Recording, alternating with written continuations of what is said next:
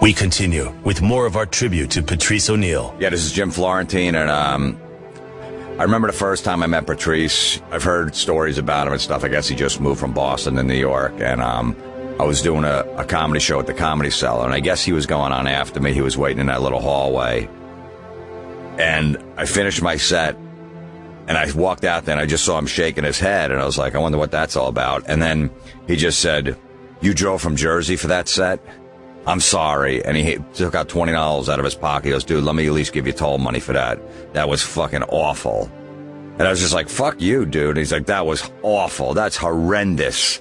And I'm just walking out. He starts laughing. "Come on back here." I'm like, "No, I don't give a shit." And he's like, "No, come on." He followed me out. He's like, "Dude, I was just fucking around." He goes, "It was awful, but we'll talk about that later." So that was my first time meeting him. And at first I really thought he was a piece of shit. But I really learned to love the guy a lot. And he was just a great dude, man. He really, taught me a lot about comedy. I remember doing like some shitty one-nighter with him a few months after that, and I was totally catering to the audience, just to get laughs. And afterwards in the car on the ride home, he just gave me a beating. Like, why did you do that? For what? Don't ever fucking cater to those people. Who gives a shit? They're dumb. Don't ever adjust your act to the crowd. And I always remember that, man. It definitely made me a better comic. So I'm gonna miss him, man. He was a really sweet guy. That's it. Remembering Patrice Oneal, his greatest moments on ONA.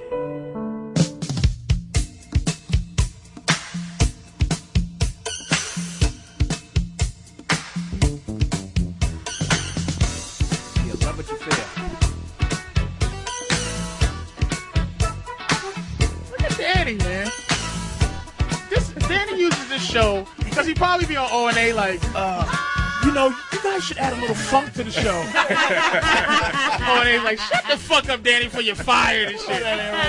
Shut up. Put on Def Leppard and shut up, whatever dumb alternative band is out there. No, because it's funny. Before the show, I'm like, let me try and find some new music for Patrice's show, and I'm going through the soul folder for XM, and I'm sitting there going, yeah, I could put this on a CD, definitely take it home. Did you play Shaka Khan for old Shaka Khan titties over there? Beg your pardon. Oh, she called old Shaka Khan titties. Karen's like, I thought you were nice. I told you, didn't I warn you? Yes, you did. Do we need a theme song again? She just said that. I have it. I think we'll put a theme song back on. Okay, here it is. Put her theme song. Put a theme song back on. No, it don't work.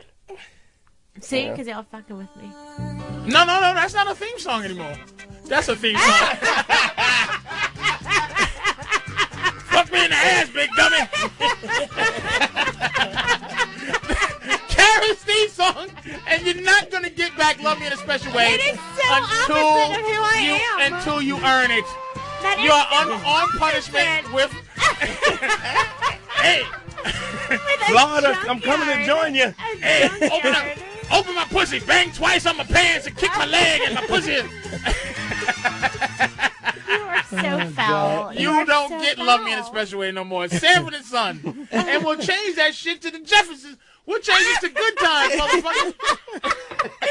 That is so not me and you. Keep acting up. You get Sanford and Son. All right, we're going to go back to the phones, man. Cousin Joe in New York City. Joe. Joe?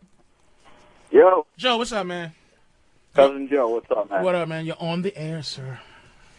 How you doing? I don't know if you remember, but thanks a lot for recording the show ID for the Cousin Joe show on Print Humor Radio. Oh, yeah, you guys. What's happening, man? What's going on? Anything? All right, man. Well, my first day on Cringe Humor Radio, I've been doing a radio show online for I'd say a year and a half now. Okay. My big break was to be on Cringe Humor. Mm-hmm. That night, my girlfriend came down, knowing what a big night it was, mm-hmm. to give me the ring back. I bought her Christmas, mm-hmm. and breaking up with me, right? Yeah. So, of course, I went on the air calling her a cunt, or, Okay. this and that. Yeah. And all of a sudden, this past week, she wants to get back together with me. Okay. She slept over last night, mm-hmm. and I'm just not feeling it. Okay. I need to know how to break it off without, her getting extremely upset. I can't fucking. Was you extremely upset when she broke up with you? No, because at that time, I was actually looking for ways to break up with her. But So basically, I'm gonna tell you, dude. Basically, for real, y'all are just in an abusive relationship. Yeah. And you both like it though. So there's really nothing to say about that. You're both abusive. You both just have this I don't even know if I call it low self-esteem thing. But yeah, it's no masochism. It's masochism. Y'all both are into it. Do you guys have freaky sex? no, well, freaky sex. When she slept over, she was on the rag, and she thought it would. You fucked her on a period? She wanted to fuck on a period? Yeah. What's wrong with that?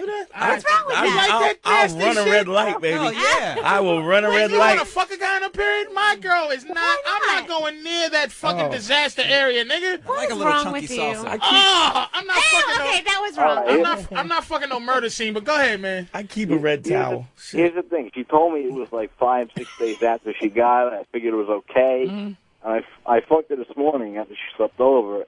And, my dick slipped out like it happens, and it's just drenched in blood. Okay. And I want to fucking puke. But, I want to puke now, nigga. but, So wait a minute, Joe, wait a second. So your whole thing is, should you get back with her? Carry dick. Right. I would say yes. How old are you, man? I'm 23. I would say yes again. Because I would say yes only because this is not harmful to you. Wisdom is one of those things, like if you ever had a kid and you try to tell them something and they just got to learn the hard way. We all do. I am a miserable middle-aged man, as they call it. Well, I'm black, I'm young, but You old for I'm black. old, nigga. I'm really old for a black guy. So I'm a middle-aged man because I'm a black guy at 37. I lived through this. 14 years ago, I wouldn't have any advice for you. Because I'm running around trying to figure shit out. This is all based on living life. This is why you can't lose. This is a philosophy. This is field research. This is shit that I live. So I know it's not fake. So I'm saying to you, dude, go out there and damage yourself some more so that you can start to have an actual understanding and have a personal inner reference to the pain, or save yourself, because you can't just hate and have no basis for it. They have racists and sexists. It's like, you know what? If you want to hate a motherfucker that's not like you because you have bad experiences with him, I don't give a fuck. Just don't hate him for dumb shit. You can't hate. You don't even hate bitches yet. You don't hate her. I can't stand them. They make me sick. Don't turn into him. Karith bugs me looking at her. I want her titties out. I gotta look at the bitch. I want her to be naked. I'm gonna try to get paid. I'm gonna try to pay Karith to come do the show, and part of her show description is have her titties out. But you're not there Joe, yet. Do not turn into him. So that Joe, means let her go. I'm letting him go. Hang up on him, Danny. Thanks, Joe. I'll talk to you soon, buddy.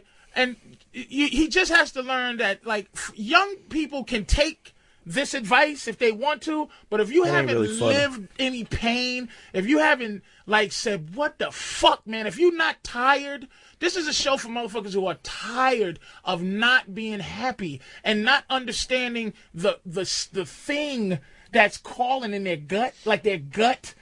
They don't understand. There's something sitting there, and you're like, I hate this bitch. I don't know what. I don't know why. What the fuck?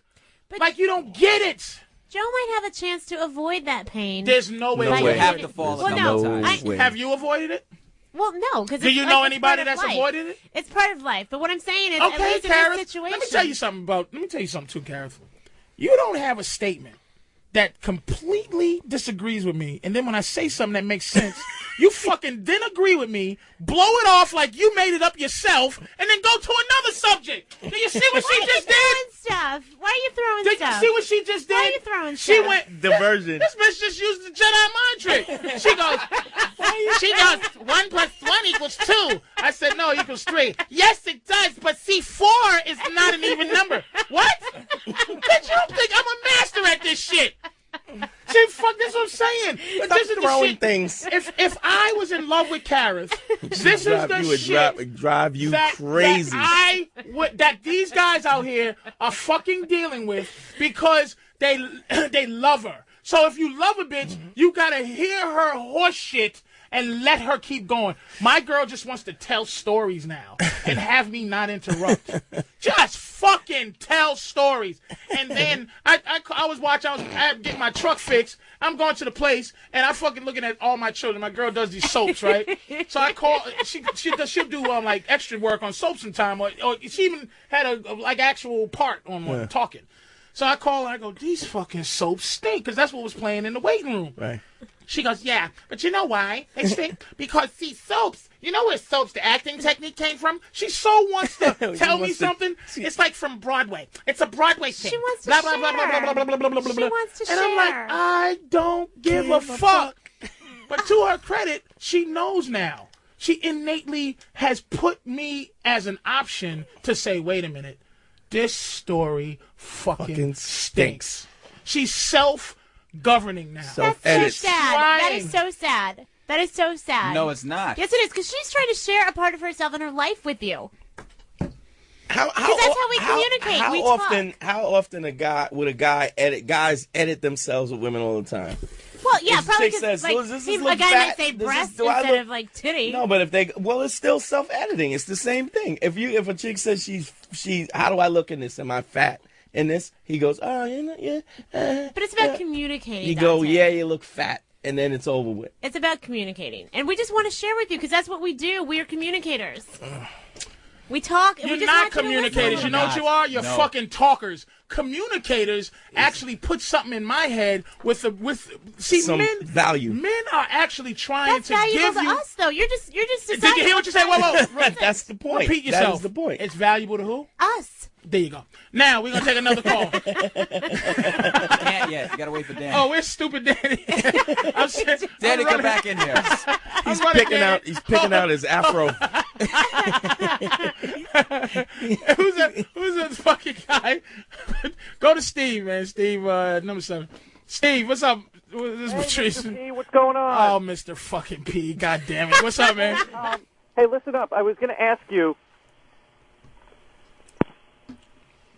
Steve?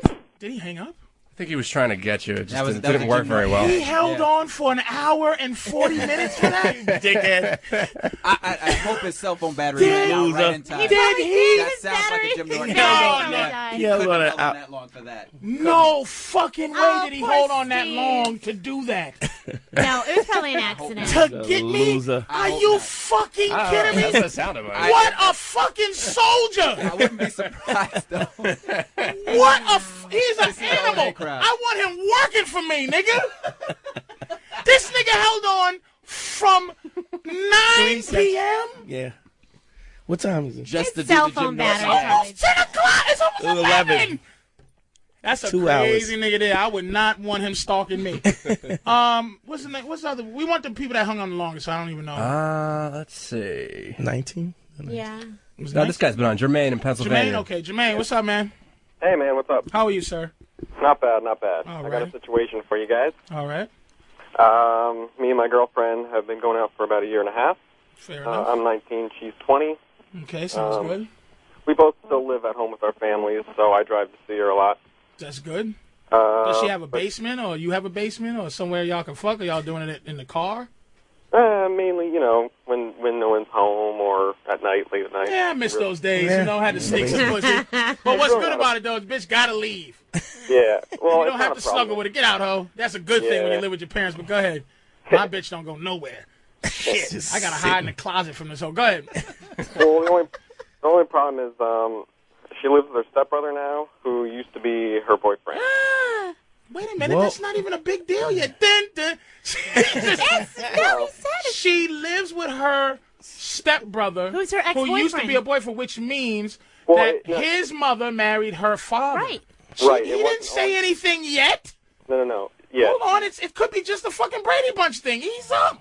She dated him, though. No, she. Hey. So what? That has nothing to do with who. All right, Steve, go ahead. And do you see? Do you hear how he's trying? Wait, time out. I'm sorry, Josh. Jermaine, is it Jermaine? Jermaine. Yeah. Jermaine, do you see how guys? This is what guys have to deal with. If you aren't with a woman that's trained to have you say shut the fuck up, they'll keep going. Or if you don't have a mic that you can shut off like right now, they go And you're like, wait a minute, hold on. So I end up being fucking annoying to Jermaine and not listening because Carol's going, oh my goodness gracious. He didn't say anything yet. Exactly. We're going to let you explain, Jermaine. But do you see how you got to get in to tell a bitch once her emotions take over and she has a movie that's starring her and directed by her and co-starring her, and that movie just goes, and action. Oh my God, he's sucking his stepbrother's dick. Oh God. He didn't say shit yet, motherfucker. All right, keep her mic still off, though. Go ahead. She's still on punishment for 5 seconds. They were dating, then their parents got married, and now they live together. Live together with the parents? Yeah, they all with the parents. It's a Brady Bunch situation right now, right? Yeah. Okay, go ahead. Right. Keep going.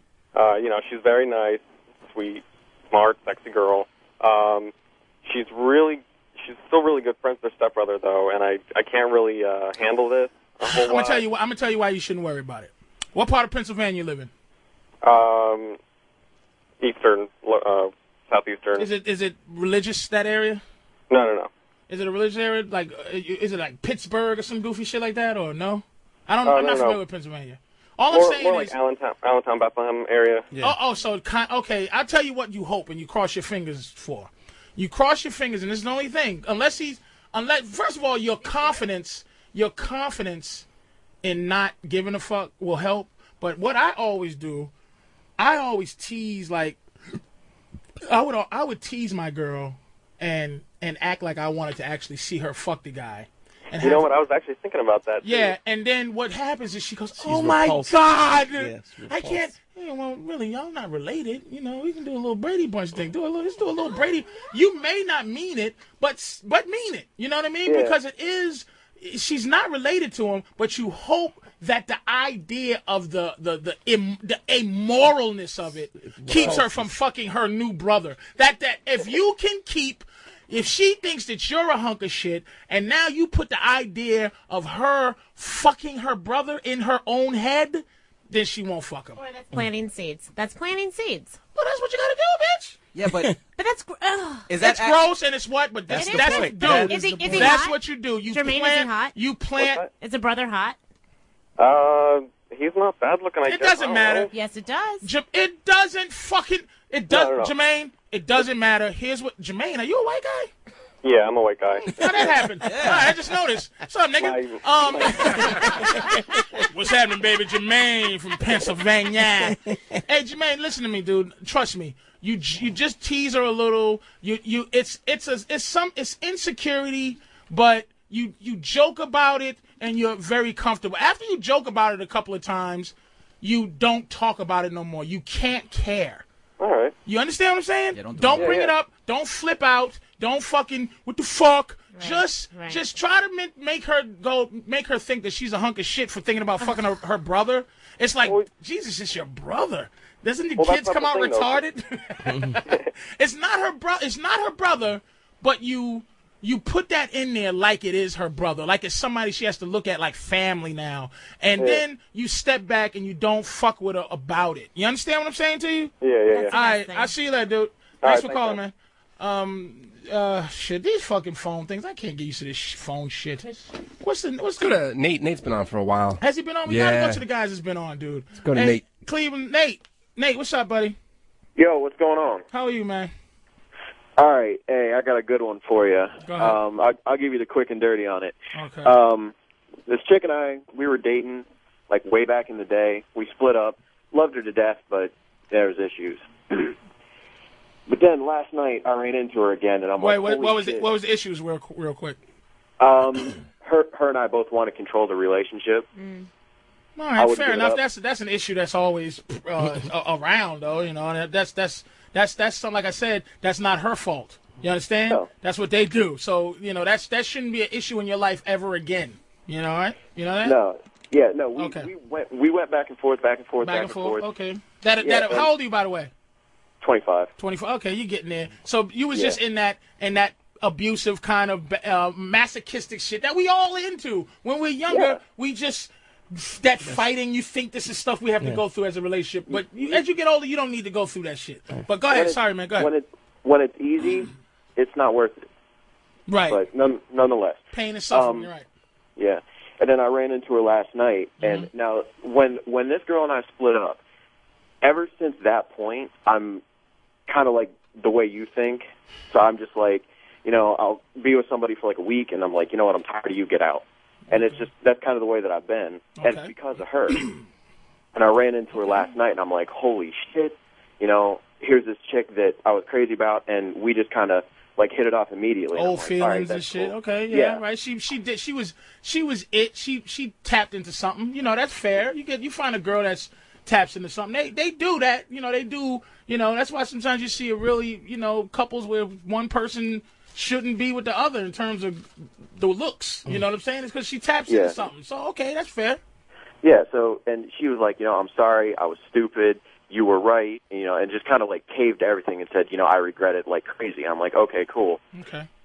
The rebound guy from me knocked her up. Now she has 2 kids. Well, yeah. I mean, look, here's what you do. You might not be able to make her your main, but at least you know one thing. She's fucking. You splash off. You can splash off every once in a while. Here's the thing, too. Here's what you do, dude. You're 25. You really like this girl. You learn about your future relationships that you're going to have when you get older.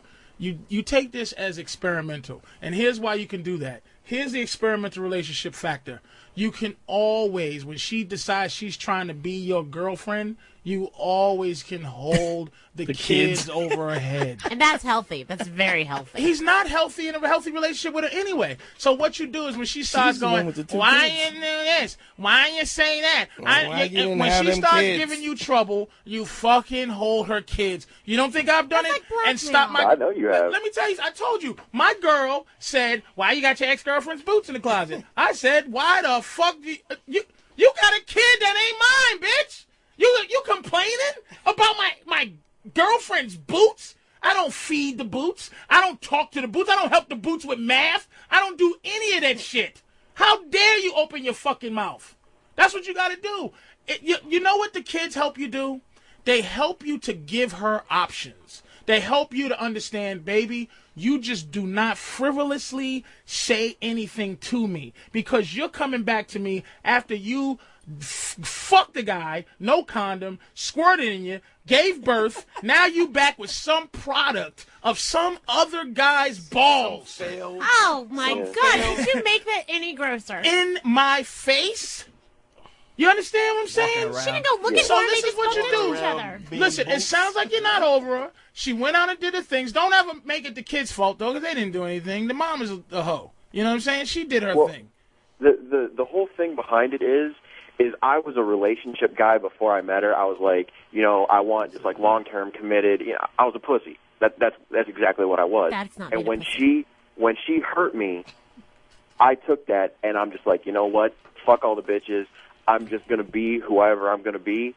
If they don't like it, they can leave. And now she came back, and I'm like, oh shit, this is what made me this way. What the fuck? You love her. Look, dude, let me tell you something. You love her, and it's a good thing she came back with some furniture. Yeah, right? she and did. she came back with a whole house.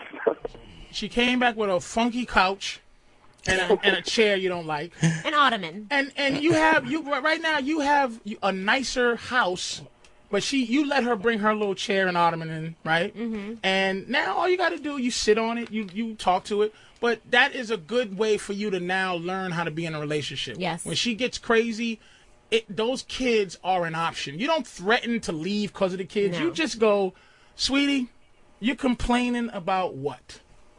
I am looking at another guy's humping.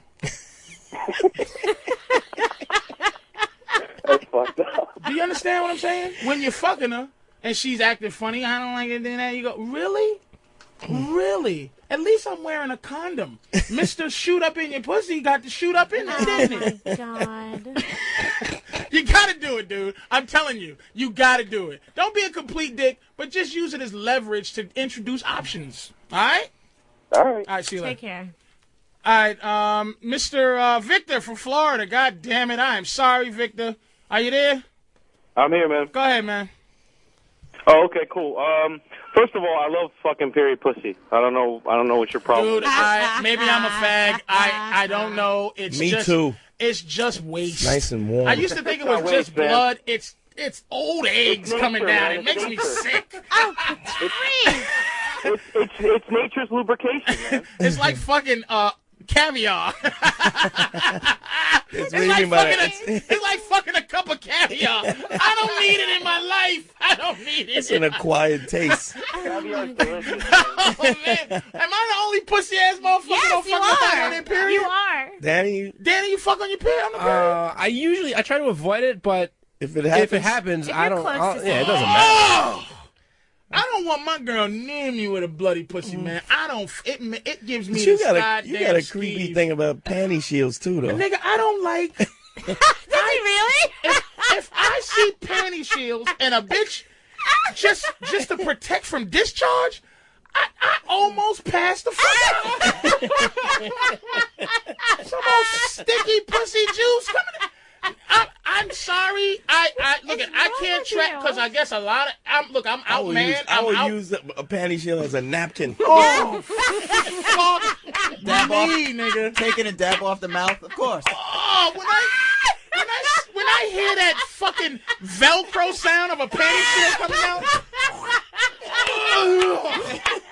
Fuck all you motherfuckers with that shit. That's some gross shit to me, dude. I'm sorry. I think that is hilarious. I know I'm a piece of you shit. are you are the only one I feel is equally as freaky as I am, and you you got talk me about on that one. a panty Cause shield. you know, nigga, I He's will like, man. I will eat a bitch's asshole after she finished wrestling. But fucking period pussy, I cannot fuck you. Period fucker. Fuck. All the time, man. All right, dude. All right, go ahead, man. Go ahead, Once a month, Victor. once a month. Yeah, well, all right.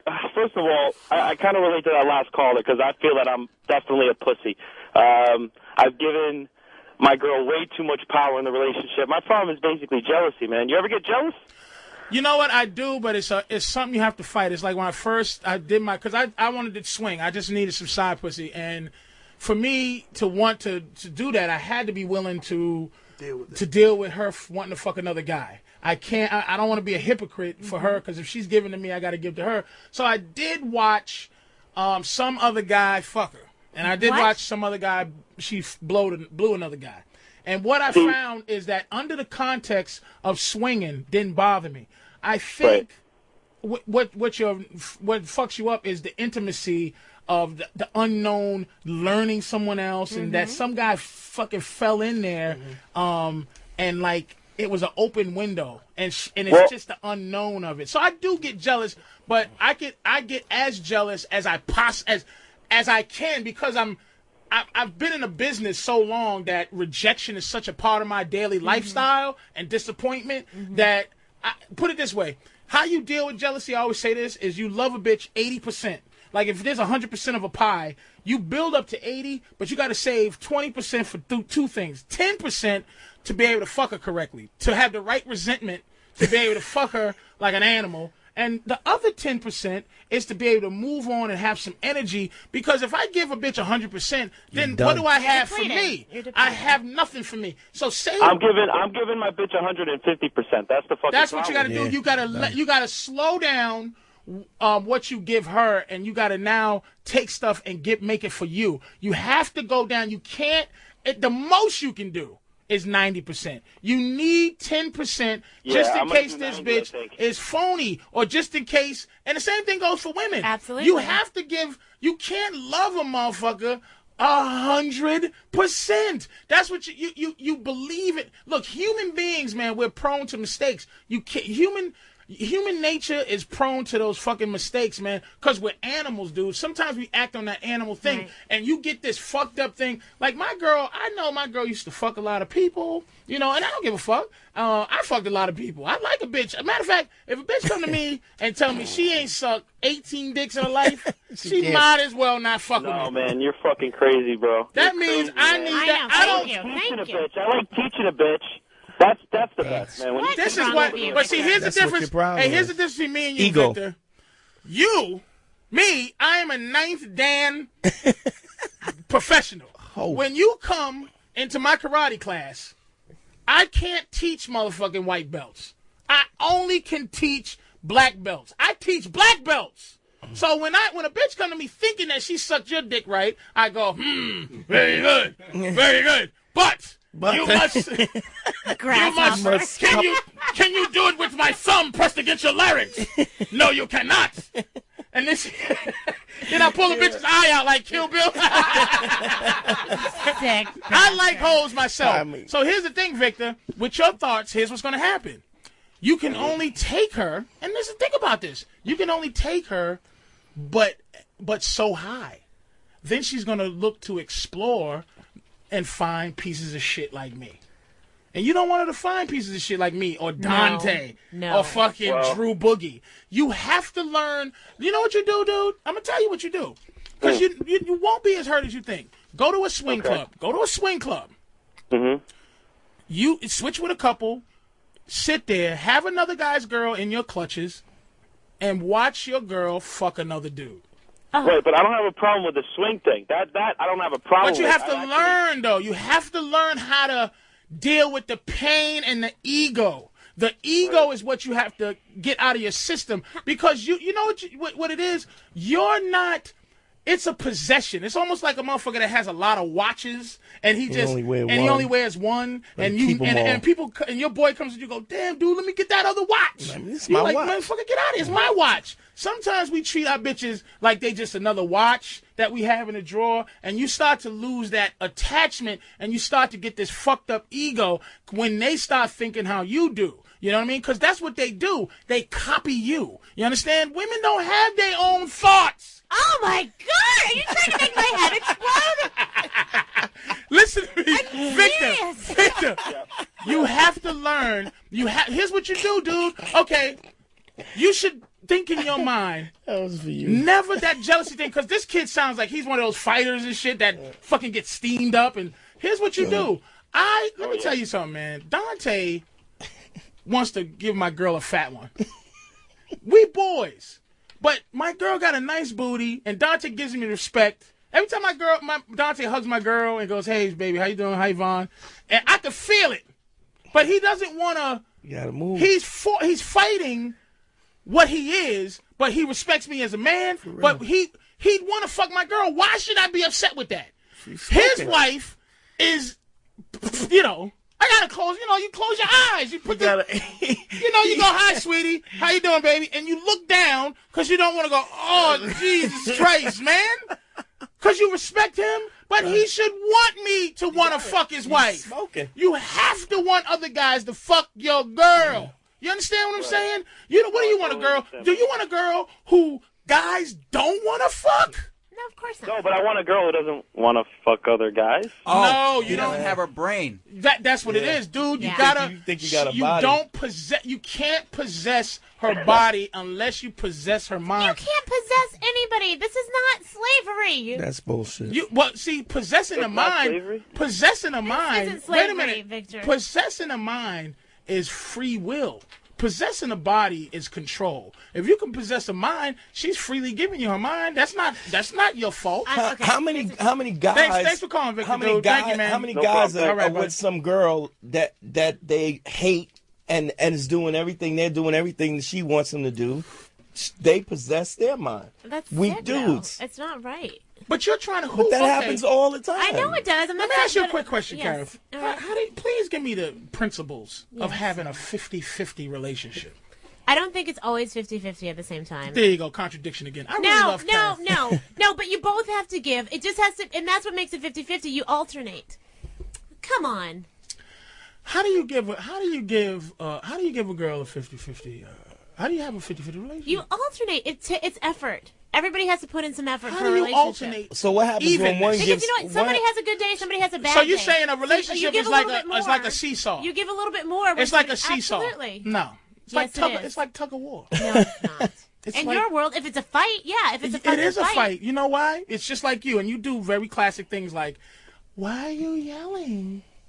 Why are you throwing pins?" That's what girls do. You try to take, and this is the last bastion of madness, is our anger, is our physical imposingness. That's the passive aggressive Over women is the last thing that they're trying to fucking take, because they know if they can figure out a way to take the fact that we can punch them through a wall, they would take that from us, and that would be the final frontier is to take testosterone. We like testosterone. The bear salmon. Oh, that's scenario. The scenario. Yeah. It's just like working in a it's like working in a workplace, business right? office, a business office, right? And men working with women is just like bear working with salmon dipped in honey. And the salmon comes in and starts talking to the bear about all kind of stupid shit. Hello, bear. Hello, Jim the bear. And he's like, I just want to eat this bitch. But the fact is, I want to eat this fish. Fucking fish. And every day, I'm going against my entire nature of, just like we're working together now, and I'm like, pull your titties out. But it's like, because of the dynamic, you can go, you're a fucking asshole, but you don't work for me, so there's no power move, so get out. But at work, a guy wants to do, if you came to work with those titties, right, I can't. I'm not even wearing a seductive top. But they're big I'm wearing a titties. towel net. There you Big go. lavender it's all titties. about you, right? If you come to work with those tits, right? Yes. And you're a salmon dipped in honey right now. Okay. So I'm sitting there like, fuck, and you're telling me shit, and you're not asking me shit. You're telling me shit. You're like, hey, this is what I like. This is what I'm gonna do. This is blah blah blah and blah. And then one day, I go, that honey looks good. And you go, oh my God, you're harassing me. Oh, you're doing me right. Oh my God, I'm going to write you up and talk to the fucking supervisor. I can't stand it anymore. And it's an unfair thing that you're doing to us. Keep your bear claws off my fins. Keep your fucking honey out of my face, bitch. Work in the basement. I don't think women and men should work together. I agree. They should have. Leave I my think scales they alone. don't. They should not work together, because I don't get to say, "Hey, you got nice titties." That's my dynamic. Why do you get to fucking because it's not unleash? professional. Oh, really? Fine, say it at a fucking club and get slapped, but you wouldn't say that in the workplace. Why? Why? Because it's unprofessional. Do you hear how she has? You hear how women have no reasoning? That is reason. Why are you calling that no reason? I just said unprofessional. That is a reason. No, that's not a reason. No, that's a Why is that social. not a reason? What does That's that a mean? social What does answer. that mean? Unprofessional means uncalled for, uncouth. It's not. How do I To know? you. How do I know that? Hey, listen. That's Are to you a you. virgin? Because it's not Wait, are you a acceptable. virgin? No, I'm not. Do you give up pussy from time to time? Yes, I do. How the fuck am I supposed to know if at work maybe I got a chance for you to give me some pussy? So wait How till do I after fucking hours. know? Wait till after hours if you want to touch these Are you gills. out of your fucking mind? Because then that's even worse. What? Here's what guys got to do at work. Hey, I just was looking at you earlier. I've never worked with men. I thought that. So I don't know. I think that you should come out for a lovely lunch. We're gonna go to Sporty Deluxe and have a hamburger and blah blah blah. It's the mating ritual, which you have to follow. We ain't gotta follow. Do you hear? Karith, I'm so boxes. fucking happy you're here. This is the stupid shit that men hear all the time. Please stay you. Don't change, because this is how we get frustrated.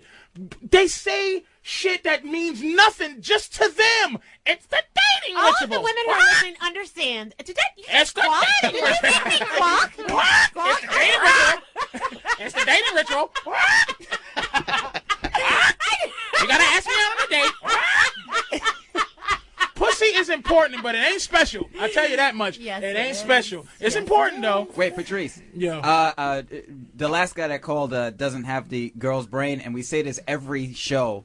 And every time I look at Danny, because we was talking to him about it when he was talking about his girl, about guys that can't that think that they can fuck their way to making their girl stay with them. We have to like you. We have to feel connected. Do you remember what I'm talking about? Hold on. Okay. I'm sorry. Fuck. All right. Drew. I know what you're talking about. Santino in Massachusetts. Yeah. Oh boy. Go ahead, Santino.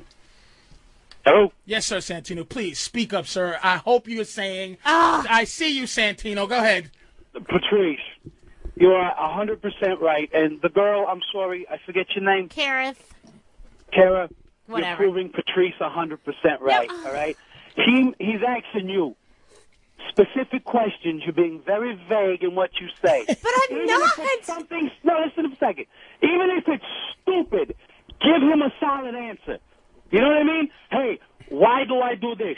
You go, oh, well, that. Just say, even if it's stupid, say, it's because I'm a woman, I should do this. Because. We say, it's because I'm a man, that's why.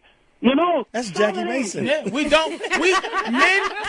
Men never say because I say do this because we go. This is the reasoning behind what I'm saying. You know what? You have no reasoning to why I can't say. Can I look at your titty? It makes us feel weird when you say, "Hey, nice tits" at the office place. That's why it's inappropriate. When is there an appropriate time to say, "Hey, nice tits"? When you're at a bar and you want to get slapped. And you think that you could slap somebody because he said something that's Santino, thank you so much for calling. Sometimes you say thank you and you walk on. But Thank that's not you, a way sir, to get a for number. calling. That's Listen certainly to her. not a way Just to get look my at- phone listen to number. You're Listen such to a him. dick. God damn it, fucking Karith. Unbelievable.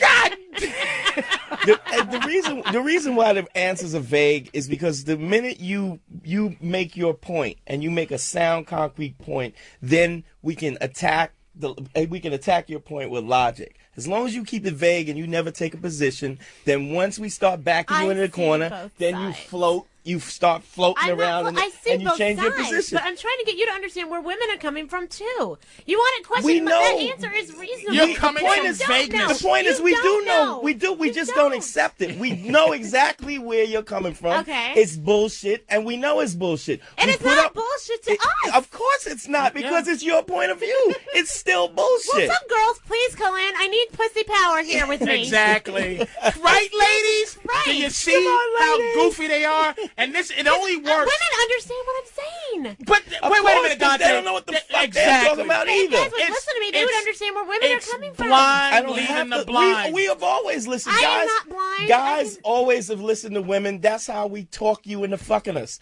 We know where you're coming from. So then what are you We bitching know- about? It shouldn't be that way. It shouldn't be that way. Says who? Because You? you want to fuck just as much as we want to Says fuck. every guy who this fucking line is when they write in, she's an asshole. What? Somebody said I'm an asshole? 2 people said I'm an asshole? Are you fucking kidding me? 5, but we just won't take them. We just wouldn't take the calls. 5 people said this chick is an ass. You come in. Good. I'm glad I got to Because she has this confidence that's based on the fact that men let her fucking ramble That's on. right. So she just comes out with this power, like, I'm going to say this. And then I go, you're wrong. Yeah, maybe, but I'm going to say the next thing. That's all bitches. This is what I'm going to say, Kath. It's not personal to you. It's all fucking women. They're annoying. Annoying. Ah. All right. And I didn't turn the mic off, by the way. That was good. Good girl. Now, when you pull out a titty, we'll have such a great time. Who can I call? Hole busters, bitch, because... Oh, shit. Big Daddy, man. Go to Big Daddy. Big Daddy, you there? Big Daddy? Virginia? Yeah, man. You there? Yeah. What's up, man? Yeah. First thing, if women don't want to be talked to that way, then why do they wear scandalous clothes like that in an office place where people are working? That's a heavy word, too. That's a word that causes pain. When you say scandalous, you know what that means? It means like it's unfair. It's unfair for you to pretend like you're not trying to be sexy, right? You're not inviting anything. You have to control but your loins. wait a minute, but I can't say. But you're flashing. You know what? I flashing? Okay, wait a minute. What are titties? What You've are been talking wait a about- minute. What are titties? Would you say titties are a sexual tool to allure men? No, they're to feed children. Do you have kids? No. Why do I know What do you about your got titties Why do for? I know you got big, giant, soggy tits? Why do I know that? What are you doing with those titties without kids? You can see that I'm not wearing a fucking burqa. That's why you know about them. Really? So that you can stand up and say, I I can do anything as a woman, but a guy goes, hey, baby, you know what? That anything you're doing is making my dick hard. Can I pull my dick out and jerk my dick? Can I dress my dick up? Can I come to work in a fucking just a jock strap on so you can see how big my balls are, but I don't show them? If I was flat-chested and wearing this top, you wouldn't be saying anything. This isn't even a revealing Nobody want to top. see your little boy chest. These people think that I'm wearing like some low-cut shit and a halter top. She's wearing, I'm going to tell you what she's wearing. A lovely New York and Company. Let me tell you something. You could be wearing armor. If your titties were out, I'm jerking off to the armor. If you had titty armor, you ever see cartoons where the bitch would put Xena and the bitch have a pair of titties that goes to, you're like, damn, that bitch got some iron titties. You want that shit. I'm sorry, dude. Big Daddy, go ahead, man. Go ahead, because you had a question. And one more thing there, Patrice. Yes, sir. You know, I can walk through mud, but I can't fuck through blood, so I agree with you on that one. Thank you. But, delicious. Thanks for calling, dude. That Big Daddy, keep listening, man. Thank you, sir. Big Daddy. Fucking, he don't want blood. God damn it. So what does a guy that eats pussy on a period? Ooh, no, I don't want to even talk to this dirty bastard. That's wrong. That's a Probably my cousin. Oh, hey, Monique. Gotta go to the girl. There's a girl. Matter of fact, we're going to give it over to Monique and Karith for 5 seconds. Go ahead, lady. Hi, Monique. While we all go take shits and play PlayStation. Do you hear these assholes? Pull my ball hairs out with a tweezer. Whoa. Hold up. Wait, Monique. Wait a second. Wait. Stop the presses. Say that one more time, beautiful. I'm on the men's side. Holy shit. I'm just going to sit on back and let two colleagues talk. Go ahead, sweetie. Go ahead, Karith. You had a radio show. And you're on the men's side because women are emotional and men are analytical. Men will tell you what they want, but they're afraid to. And they know they're not going to get the truth from women because women want to never be pinned down because they want to change their mind all the time. Didn't I just say that? Wow. Wait, no, don't wait. I'm not saying I disagree with that. Like, and I'm not saying I'm not disagreeing with them on that. What I'm saying is they're not validating our feelings. Like, if they know that we are this way, why are they bitching about it? Okay, here it is. Because we are emotional, and Ready? there's nothing wrong with it. They're trying to make it seem like it's wrong. Whoa, here it is. Men are bitching because they can never win with us. Exactly. Ever. Thank you. Oh, this tricky No. Hold on, Monique. Monique, hold on. Thank you. Monique, hold on a second. Here's the thing. Here's what it is. It's women and men both have emotions, but men have tapped into this thing called analytical thinking and philosophical thinking. Logic. And that's why we're up on you because you like when I ask you a question, just like Miss Santino said, because men will say, like my girl said, can't you stop saying bitch? Can't you stop acting like you a pimp? And all I have to do is go, why? Do you have another option for me, bitch? You have another way for me to think? Give me a plan B. I got plan Z for you, motherfucker. But why does that make you right and us wrong if we? Because you have no guy. We're both. You know what we're like?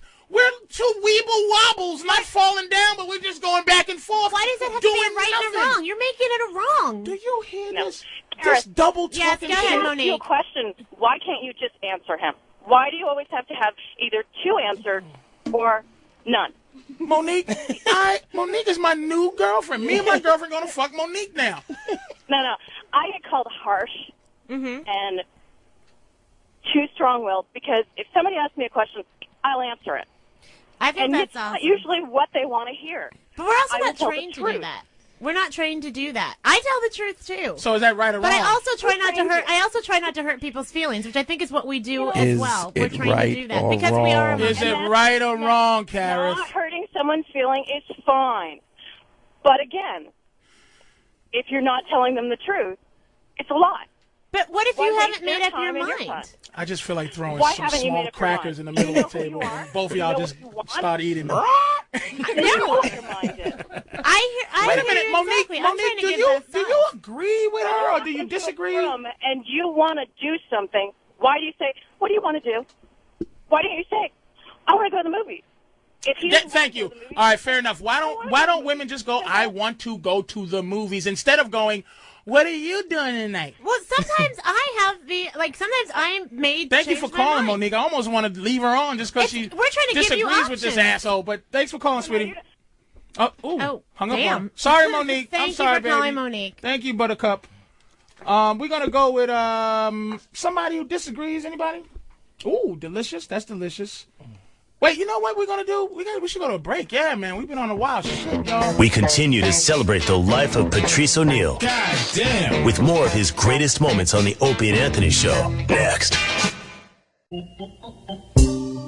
We continue with more of our tribute to Patrice Oneal. Hi, this is Ron Bennington. I wanted to kind of give you a little backstory on this version of Unmasked with Patrice Oneal. Early on when I was asked to do the show Unmasked, I wasn't quite sure whether or not it would be a fit for me. And the first day that we booked it, we booked two. We had another comedian, and then Patrice was the second comic. And the reason why we did it that way is we were using a comedy club, and we brought out a crew to shoot the whole thing. We were going to record it. And Eric Logan at the time said to me, we've already got this one guest. Let's get Patrice to do the second show. And it was during the show with Patrice that it came into my head of this is something that I really want to do. I want to keep this series going. I was still on the fence, but during this interview with Patrice, I found myself saying, here's a guy that I think I know him from his comedy, but listening to what's behind that comedy, I'm talking to a really brilliant guy. And not just in terms of being a really funny guy, but the fact of so many ways that he looked at different things in life, I thought was just so interesting. And I'm really glad that I had the chance to do him early on in the series, or I probably wouldn't have looked much deeper than what we were thinking about originally with the Unmasked series. Another reason why I'm glad that we have this on record, it's just where Patrice was at this point of his life. He was at somewhat of a crossroads in between art and commerce, and was explaining that he was deciding to head towards art. And now that Patrice has passed away, I find it so interesting to see how much of the media was going, this guy was fantastic, because I think Patrice would have liked to have heard that and would have liked to know that there was so much acceptance. But I'm also glad that the listeners of the O&A show and Opie and Anthony themselves have known this for a long, long time. And it was a fantastic thing to have the chance to sit down with Patrice and do this Unmasked. And I think that we're all going to even cherish this hour with him more as the years go by. I'm very, very proud of this. Stay tuned for Unmasked with Patrice Oneal.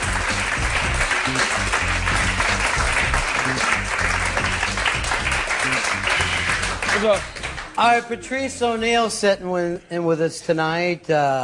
Is this like the actor's studio for It comedy? is. Here's what it is. It's some horse shit. Like, yeah. This is. And they got you, dude. And I'm gonna tell you something really quick. Yeah. I like you a lot. Me and Ron we barely speak. Like, when we see each other, he'll come in after I do an O&A or whatever or something, and he will, hey. And I like guys like that. You understand? Like, I always want to say, I never got a chance to say, I respect you. I think you're a funny dude, one of the best on the radio. And you're an alpha male. I always respect alpha males. A lot of motherfuckers, they think like women sometimes, where if you don't like me, that means I don't like you, but that's not the case. You understand? Like, I don't know how you feel about me, but I like you a lot. I respect you. I think you're one of the smartest dudes I ever heard in my life. And I'm just saying this because I know we have a weird, even backstage, just kind of, that's our relationship. Right.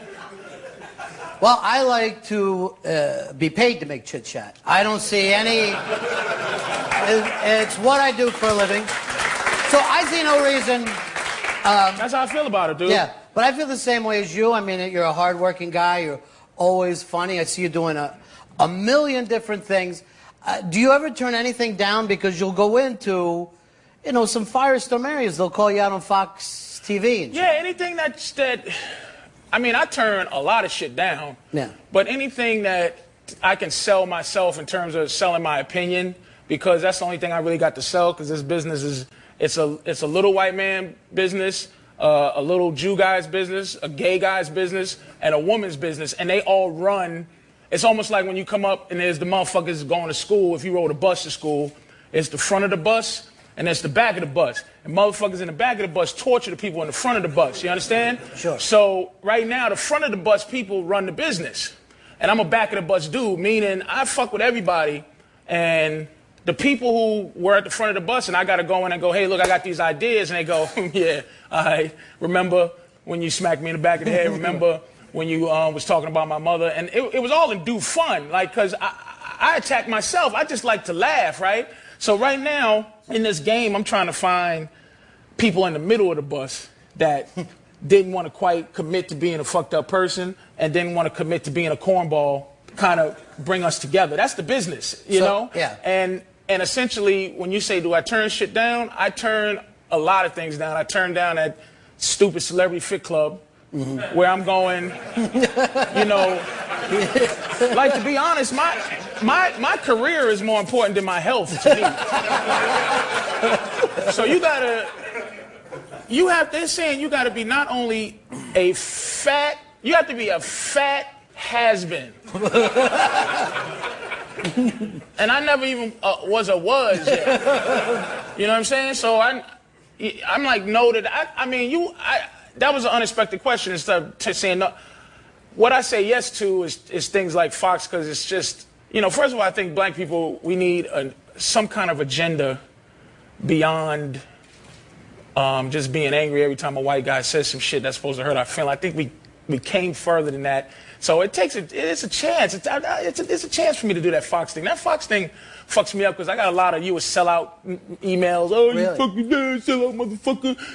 You saying shit, white guys and shit. Because it looked like I was just defending middle-aged white men every week for saying shit. Right. But the reason I was on there defending speech is because, for real, black people own speech right now. We own it.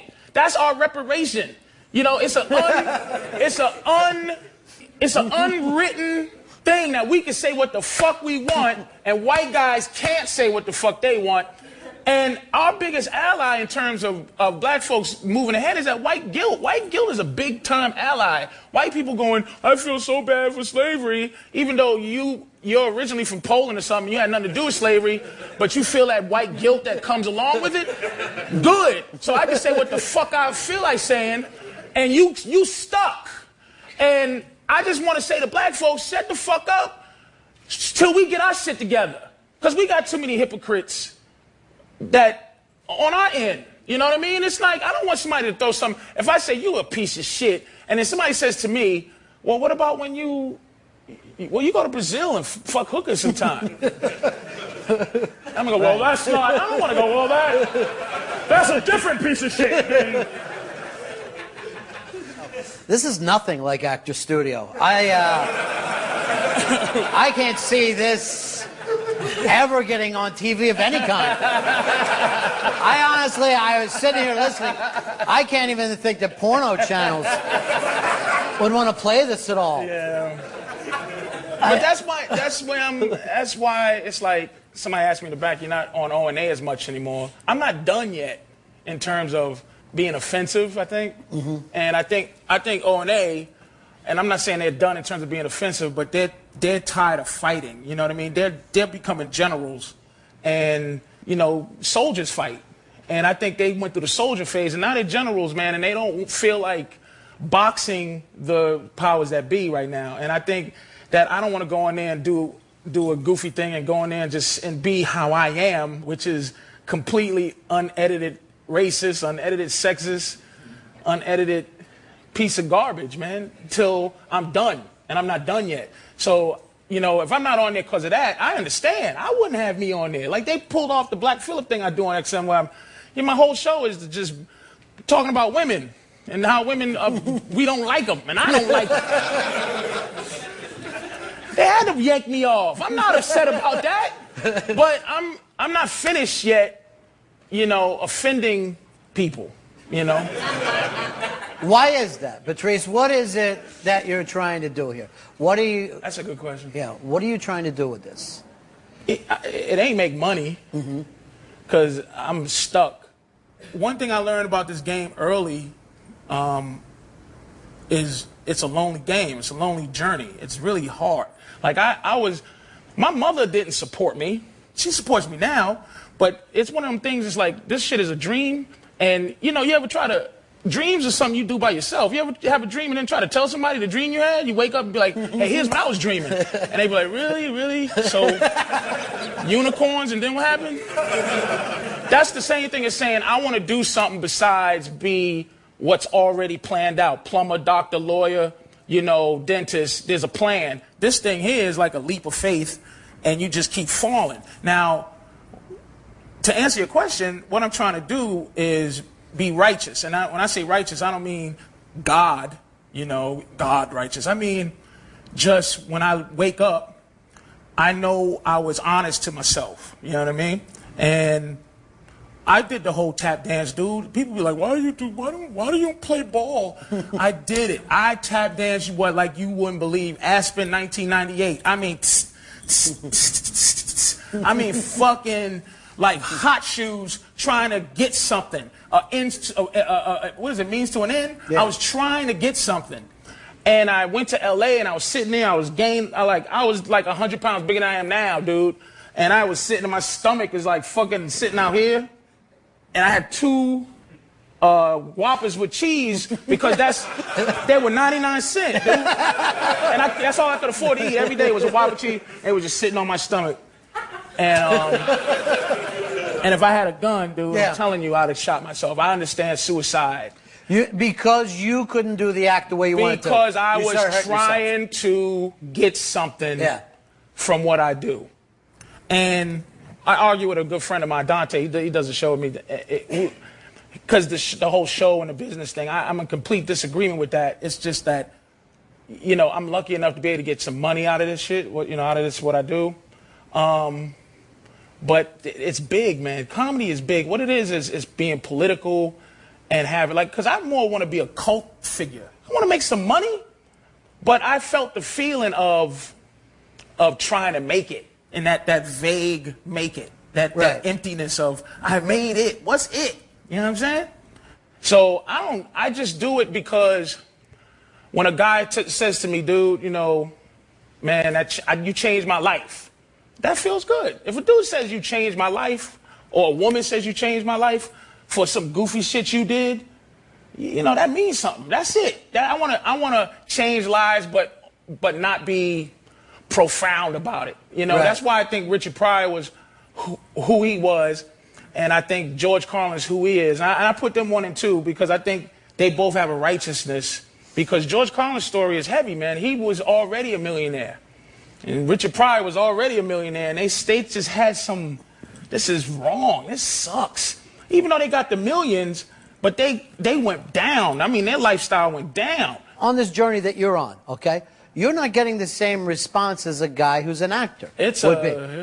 For some reason, they see a stand-up comedian, here's a guy jacking around or whatever, and you're going in a different direction than maybe even your own audience sees. Right, it's tough, dude. It's tough because I get a lot of, one of my biggest fan base. It's weird, I've done every genre, a little bit. I think I got a little bit of fans everywhere.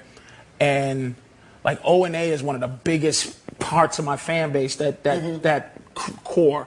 And then the Web Junk was a big core. And then my HBO special was a big core.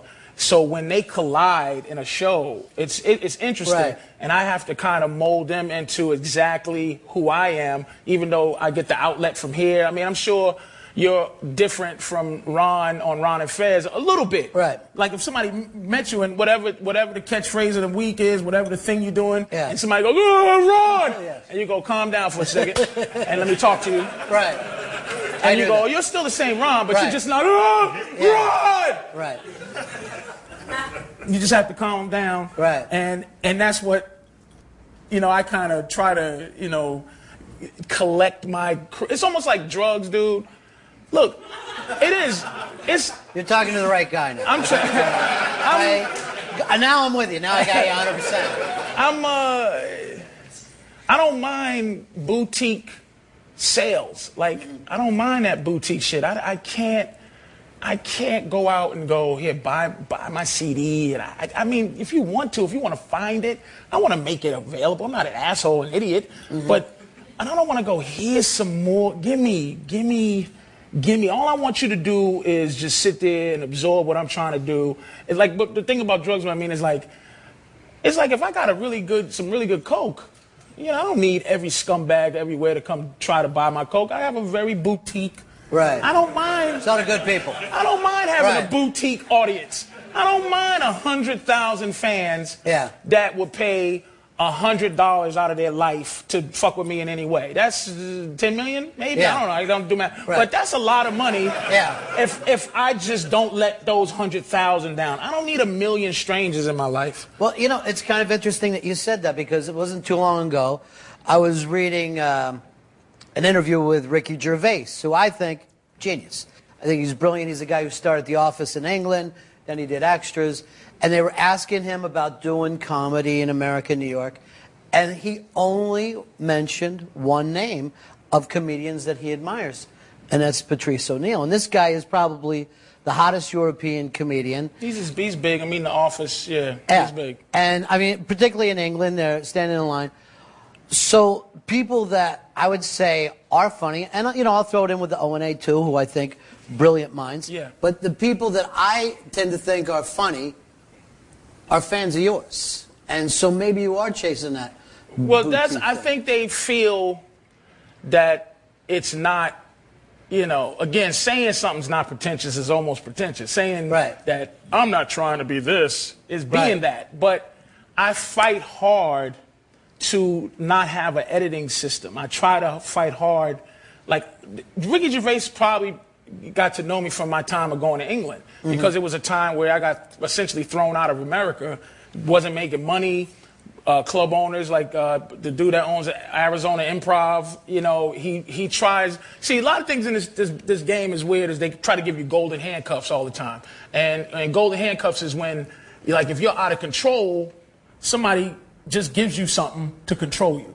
So you got nothing, they give you 5 G's, give you something, make you scared of losing 5 G's, and then that's how they beat you into being a slave. So I had a lot of that in terms of getting treated like that in clubs. Like, hey, man, we're going to give you this, but you're going to have to spin in a circle and do this on top of your head and spin it. Nah, nope, I ain't good. So I had to go to England. And England, man, those cocksuckers over there, they are, dude, because they don't understand that we meaning American comedy, and our thought process is 15 years ahead of them. And I'm serious, and I appreciate Gervais saying, because he's well loved. Yeah. But when I went over there, I would fight because they would go, you people, you don't understand irony. And irony to them, irony to us is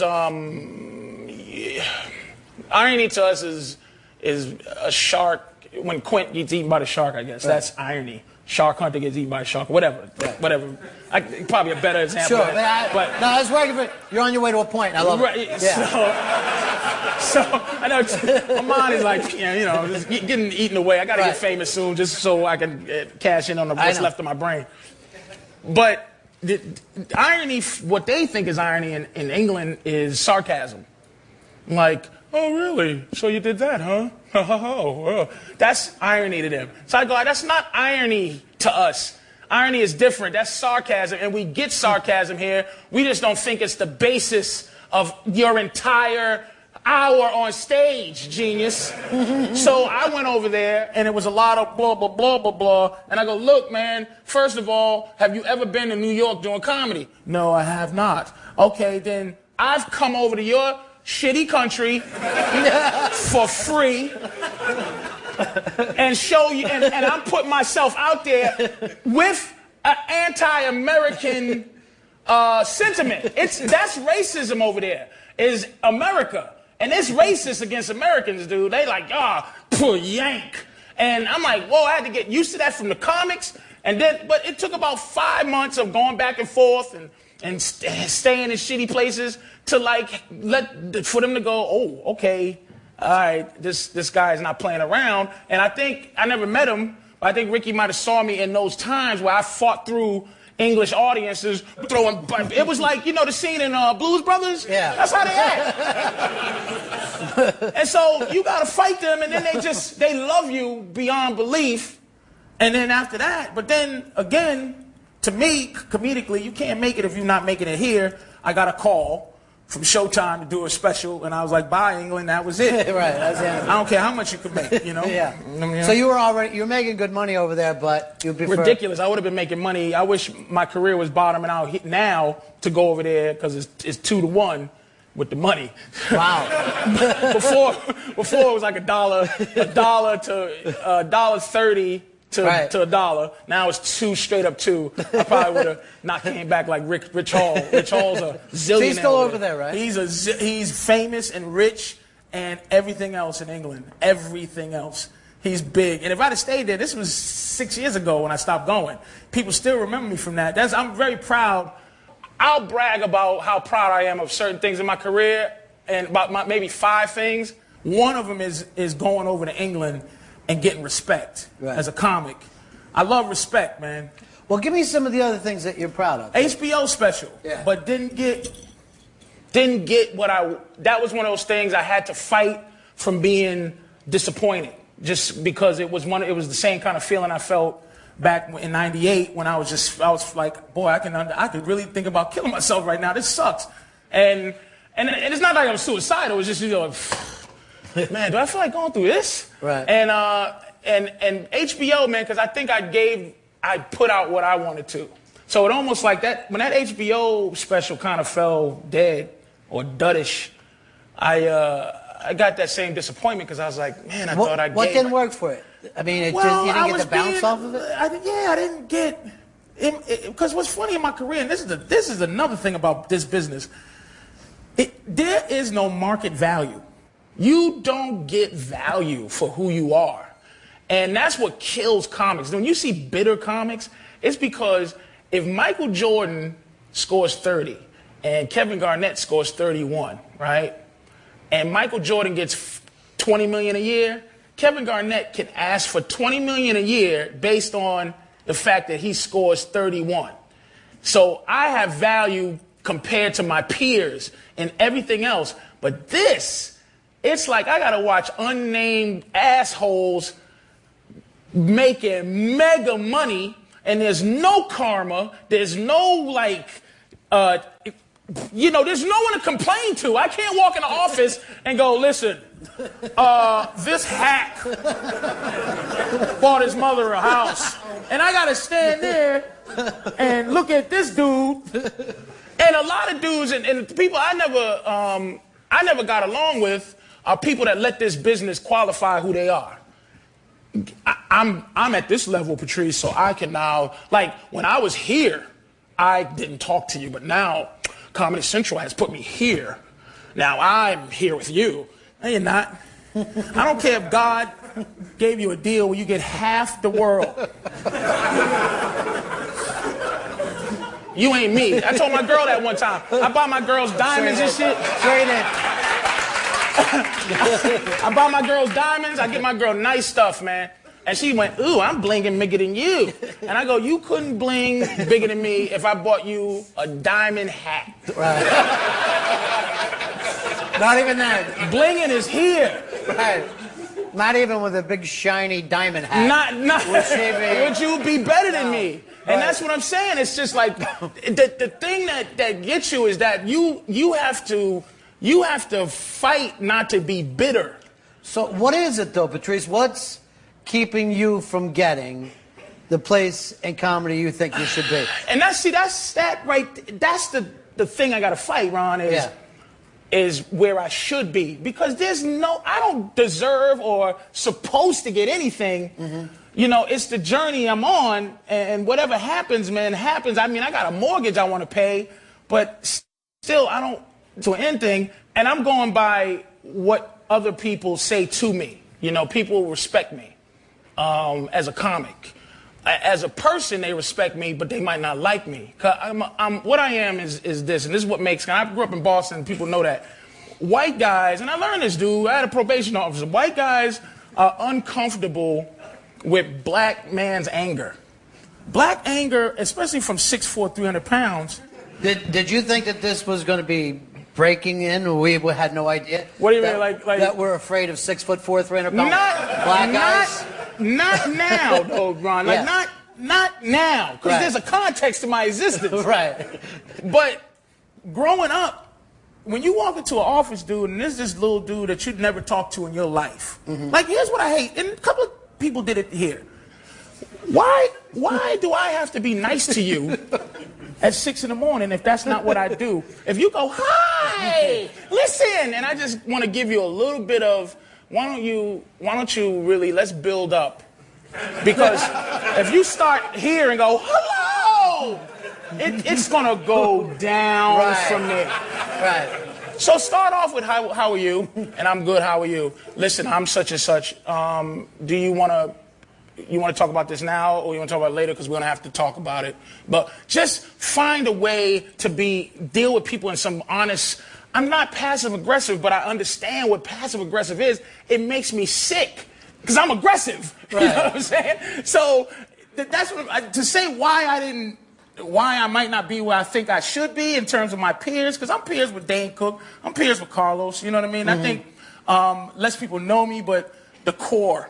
Right. There's a core comedy base that goes. Patrice is in there with that. But aren't those guys just one move? Wasn't one spark thing to tip them? Yeah, I mean, like I respect Dane, but I'm not selling the drug he's selling. I respect Carlos. I ain't selling the drug he's selling. I cannot sell what I'm selling to 20-year-old college girls and 18-year-old high school kids. I can't. I just ain't selling that. I'm gonna offend people. You know what I mean? I don't want those people to come out and go, I see you on Web Junk.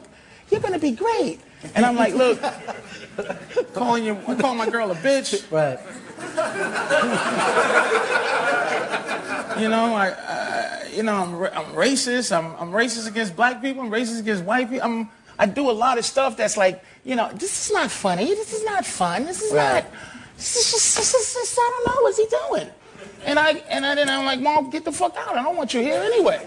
So it ended up being this many people at the show by the end of the show. Right. But it'll be part of my 100,000 that I'm trying to. Yeah, right. So maybe it's a misunderstanding, but I take a lot of blame for a lot of stuff wrong. Right. In your heart, though, that you're not going to end up on lunch boxes, even though some of your peers will. Right now, people don't understand, dude. There is to any women in here, there is a quiet, underground, weird man movement going on where guys are getting fed up, dude.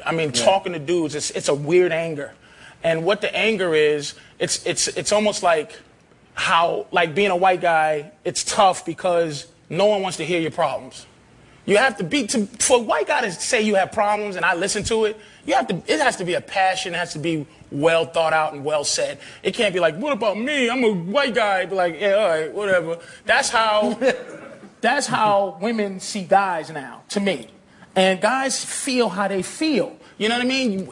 And we got to I'm figuring out a way to try to say what I feel. You know what I mean? And I think right now, dude, I'm really a fighter for everything that's anti-now, anti...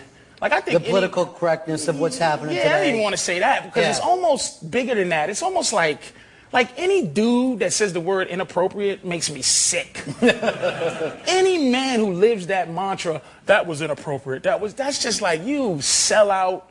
You just sold everything, dude, down the river. I'm trying to let the world understand that there's a place, there's a group, there's a mindset, and not just men.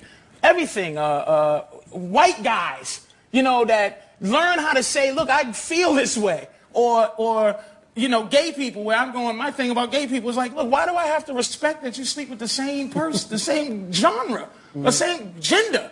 Don't make me respect you because of that. I'm not. What's your platform? Get out of my face, man. Do what you want to do. Right. I don't care. But don't say, I have these rights. Because what? Why? So everybody should be able to say whatever they want. Whatever they want, whenever they want. And that's what my big thing on Fox was with black folks is like, why give? I don't. White people ain't the oppressor no more. It's almost like we need a new platform. We need a new thing. Like I think we're getting lazy. We did the '60s. We got hoes. We came through that, and now and we just want to attack anybody that nigga. Get him. Like I don't even know what that means like anymore. I think Malcolm X and anybody else who fought for those times, a million names, but it's like we could do better. Like, well, I mean, Pryor is a guy who turned his back on that word and said, "I'll never use it again." Paul Mooney, because of his own personal what it meant to him when he went down there and he saw. Now, when I listen to Pryor say that, now I watch Africa. First of all, I don't look at Africans and go, "They're us." Right. Not feeling that. I'm not feeling. He stopped saying the word nigger because he went to Africa and had a moment. Right. If I ever go to Africa and have a moment, that may happen. Right. But I haven't had a moment. I know Africans that don't like black Americans. Africans don't look at rap and go, look what we did. You know what I'm saying? Those people, the Americans, they don't like us. They see what I believe this to be, and I don't even have it all fully, so it could come out crazy. But I think black people are adaptations of Africans. Africans ain't even Africans no more. The Africans that we trying to get back to, that we're here, the kings and queens, they don't even have those in Africa no more. Bunch of dictators and thieves and little 10-year-olds with AK-47s. That's what I see. I'm sure there's a Garden of Eden somewhere that they don't show on Fox. But what I see is like, and the attitude here when they're selling Oakleys outside and they don't like me, you know. So my thing is, I believe that we are a brand new species and we're learning how to be that. And while we're learning how to be that, we should shut the fuck up. We should shut up and learn how to be us. Then we could come challenge white people. White people fine with them. Like, y'all are fine being white people, fine being white people. Black people, our entire existence is based on how we relate to white folks. I hate that shit. Because I don't look at white people like my oppressor, dude. You could be smarter. I listen to you. I'm like, God damn, that motherfucker's smart. And I go, I don't think I'm as learned as you, but I don't feel inferior. I'm like, tell me something. You don't see me on Fox trying to make sure I go, see, and the constriction of the situation, because I don't have access to that many words in the dictionary. So I'm doing me. Right. I have an opinion. I never respect people who read something and then repeat it back to me. Like, that's intelligence. I like somebody that takes what they read and then they come up with some abstract thought of their own. That's impressive. Being informed is not impressive to me. I can tell you, well, you didn't hear what happened in Uganda? Nope, not really, nigga, because I had trouble, paying my car note. I heard what happened to Chris Benoit because I'm a wrestling fan. I'm not a Ugandan fan, so I don't look out for Ugandans. Whatever. It is what it is. I got to agree with you there. Everything you said. Now, you brought up Chris Benoit. You worked for the WWE for a while, right? Yeah, very short, but it was fun because I love wrestling, man. I still love it. It's still like almost having if you're a Whitney Houston fan, and from time to time you're just looking just to see if she's coming back because you remember how wonderful she was, and then you kind of, come on, Whitney, you got it today? No? That's me in wrestling now. Right, you always look back. Every Monday I go, come on, baby, come on. Is it this? No, he's shaving his head. All right. But, I mean, being backstage is an amazing place. Dude, there. it was amazing, but, like you meet some people and you like, wow. Like, you meet, they're good guys, like The Rock. I met The Rock, and I'm like, this dude was nicer than he should have been. Like, it was weird. Rock should have been an ass, but he was just too nice. It always made me uncomfortable. Like, I was like, dude, don't be this nice, because it's almost strange. You should be over there. Like, Stone Cold was a little bit, don't come near me. And I'm like, that's more like it, dude. Yeah. Undertaker, nice guy, da-da-da. But my thing was just being at Vince McMahon's house and just his presence, dude. I've had a man crush on 3 dudes where I went, you know, 3. Right. 1, Michael Jordan, because I used to work at Boston Garden selling peanuts and popcorn and stuff.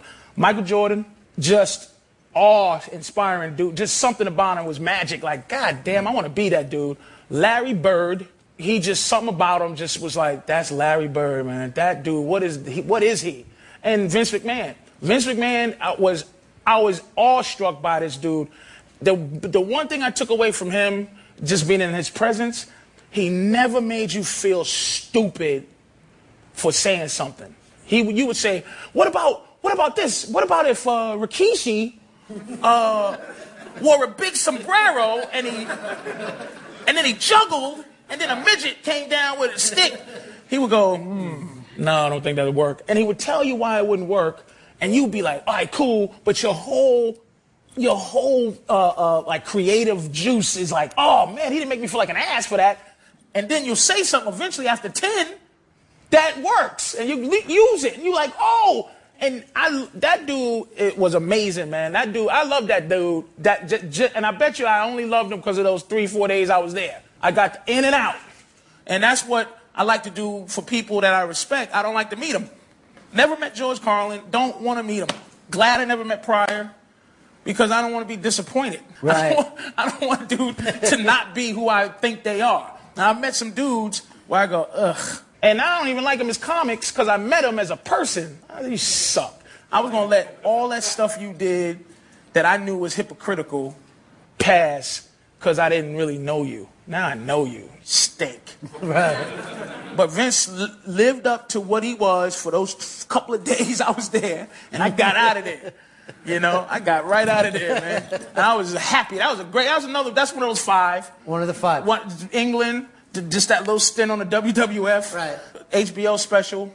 I think my Fox thing with that lady was one of my. You enjoyed that? I did. I think I came across. I was blessed that night in terms of, you know, everything came together. My mind was sharp. I did the right thing not to make her look like a little white woman and like I was swooping in on her. And I think I was intelligent. I think I was funny. I think I proved my point. And I think I got I changed some minds, you know what I mean? Because my agenda was funny. Your agenda is not funny, sweetie. Your agenda is women. And your agenda is women that don't need your help. You know, if you're being specific, you know what I mean? It's like Condoleezza and the president's wife, you know, they got the men in black to go take care of business. They don't need you to go, women in this country? Nope. You don't know the 5th. I don't know the 5th yet. I'll give you the 5th for me is knocking that diamond hat off her goddamn head. That was my favorite thing that happened. By far. Hey, if you could, you know, get that wish, where would you like to be if it's 5 years from now? I know, and honestly, sitting here talking to you, I honestly see you as a guy doing more than just making people laugh. I see that the truth matters to you a lot. And I know that you're on your own kind of path here, but what kind of payback would be fair? Compensation for 15 years? Yeah. Just straight compensation? Give me 20 mil. So 20 mil would be good compensation, dude. It isn't so much what happened, but as long as you end up with 20 million. 20 mil, dude. Just a payoff. Just 20 mil. And could we get you to just walk away with that 20 mil? I would. Let me tell you something, dude. Yeah. I would do a lot of. Now I'll be a emotional philanthropist. I wouldn't give away my 20 mil because I wouldn't have any more. I would go around and just champion people who just need somebody to talk shit to somebody. Special interest groups, just, you know, advertisers. I would just be annoying. Because then I wouldn't have anything to lose. I'll have it hidden, and I'll keep it in the mattress, too, just in case, you know. So you'll walk the earth like a comedic kung fu. Just spreading good cheer wherever you have to go. If I could get famous enough to sell out this place, Ron, everywhere I go, and just people know that they getting ready to go have a, you know, good time. Somebody might walk out, but they just going to get some weird feeling out of it, like, oh man, that was awful, but it was great. It was something, like, you know, just that's why there's no great comics. There hasn't been a Pryor or a Carlin in terms of his relevance since them. Now, nobody else has impressed you since those two guys? Not one relevant dude. And I'm not, money-wise, there's some big-time dudes. Like, I think Larry Sanders is the best show that ever existed, personally. Mm-hmm. But, yeah, relevant in terms of entertainment factor, but no social conscience, no social commentary. But you think, if you look back, when Carlin was at his peak doing his stuff, wasn't the majority of the country digging him? And the same with Pryor. When Pryor was doing some of his greatest stuff, the country was liking Bill Cosby. Right. So a lot of times we have to wait for years later to go, oh, now I get it. That dude. Yeah, right. yeah, that man. And again, you can't try to be that dude, but it's like, I don't mind. This was a comedy club. And it was just everybody, more people were here and stuff, and this was my show. I don't mind this much silence at a comedy show. Right. I don't care. Once in a while, some good laughter, and then the rest is me pontificating about nothing. See, that's exactly what we're trying to do here, because I'll tell you the truth, Patrice, and I'm not sure if your whole audience gets it, but I do think that you're onto something. I do think that you have things to say besides the jokes. It's tough. It's like, I think I'm not impressed with making it. Like, I don't, but at the same time, Ron, I don't want to be no martyr either. I hate when people, I'd rather some people come up to me and go, you suck, other than going, you're the best comic I ever seen. And then I dig my pockets, I go, really? Really? Who's some of the worst you ever seen? Famous, bitch, famous, they all suck. Really? Well, they all got money. That's the thing keeping me, that's my struggle. Right. Is, all right, I'm just going to do it for the money. Because my mother, everybody wants me to do it for the money. My mother gets all like slavey, man. Because she grew up in the 60s, 70s. So she's like, don't make them mad. Don't do that. Don't say that. Don't go on Fox TV and say those things. And you don't do that. And I'm like, Moms, who are you? Who are you? That's because she's a general. She done did it. She's done. She don't have it in her no more. And that's what I'm hoping is that I don't get to that point where I'm just done and I'm done. And I'm like, I don't have no more fight. You gotta fight. Like, again, my girl now, she's just relentless. We're gonna get married, but she's not relentless saying it to me because she knows me. So she just figures out another way how she's gonna do it. She puts her email as VonOneal.com. Because she uses what I say against. I go, look, if you love me enough to feel like you're married to me, then be married. I'm not married to you. So she says, okay, Von O'Neill. She tells people we're married. And after a while, it makes me feel stupid to go, we're not married. So I let her have it. But that's the beat down that you get. And that's the dichotomy in my life. I'm like, okay, so sometimes I go, oh, wait a minute. I open my trunk and I see the old pimp card, and I'm like, wait a minute, I gotta dust this off. It's still got a month for expiration. I gotta fix that. And that's the same thing with the business. As soon as it's like, all right, I'll go and do Celebrity Fit Club. I'll let the guy that looks like Louis Gossett tell me I ain't shit, scream at me. I'm almost 40. I'm gonna do that. Me and Cindy Brady and I'm looking at you like, ugh.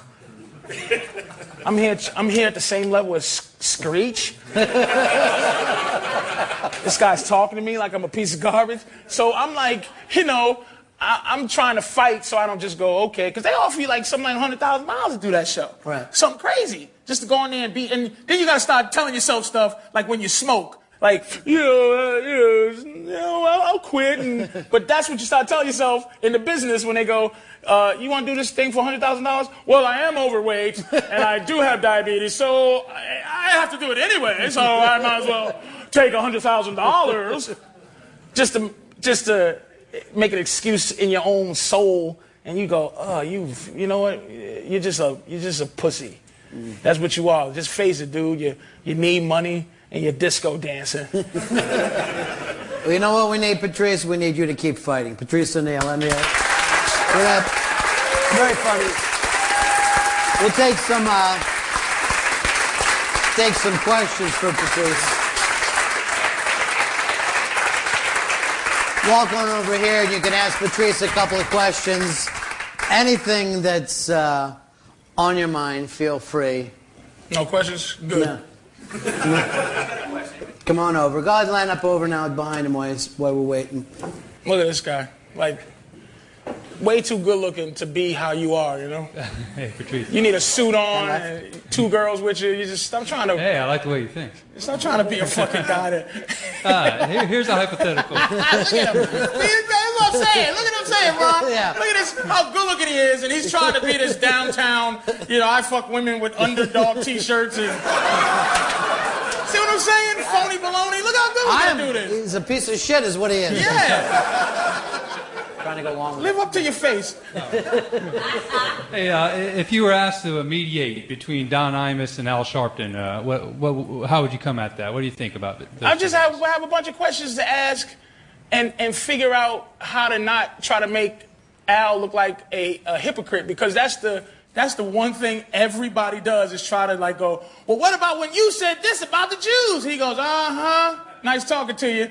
And then it's over. I would just ask him questions and ask Imus questions, and hopefully the picture will paint itself, you know what I'm saying? I wouldn't want to go, well, what about this? Well, Imus, you did say, that little run I had on Fox, one thing I learned is that's the game. The game is we're going to set you up nice, and then we're going to make you look like you're a hypocrite.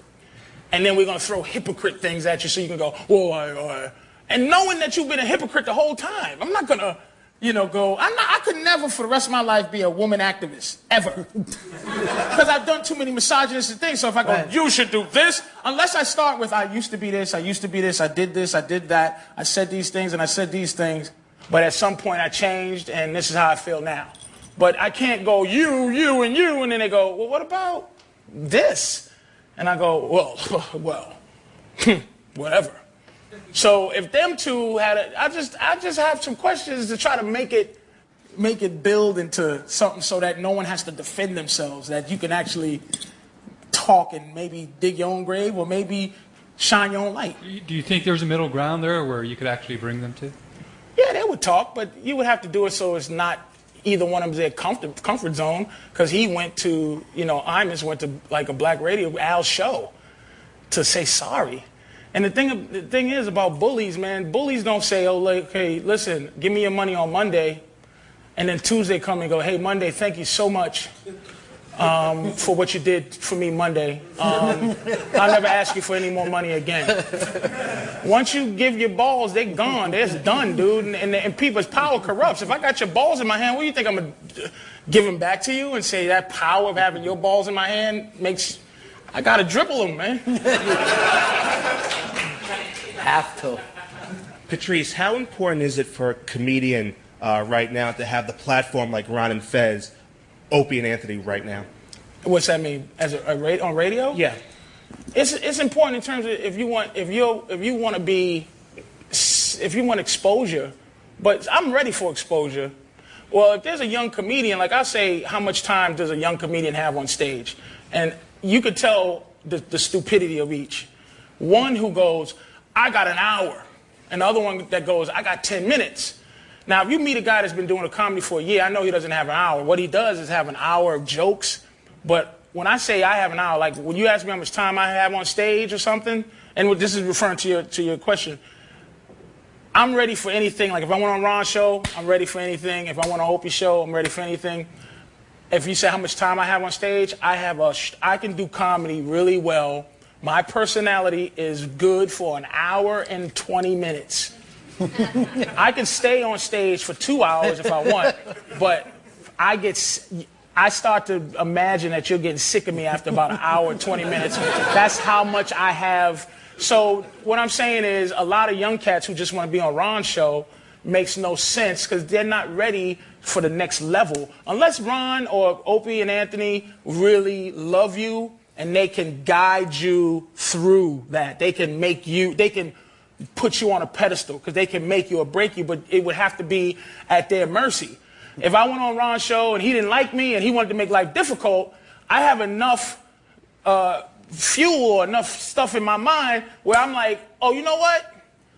This is what he's trying to do. I'm going to do this.